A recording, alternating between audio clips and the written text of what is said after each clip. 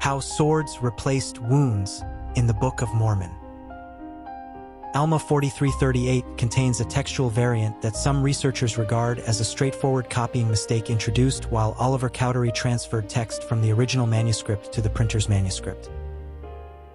The original manuscript reads by their wounds, producing the sensible statement that Nephites occasionally fell because of their wounds and loss of blood, whereas the printer's manuscript reads by their swords, a reading that shifts the focus from injuries to the weapons themselves.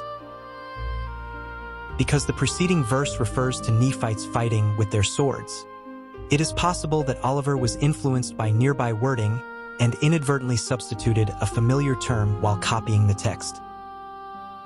Consequently, a passage that originally described battlefield casualties from wounds may now preserve a less natural reading that has remained unchanged in every printed edition of the Book of Mormon.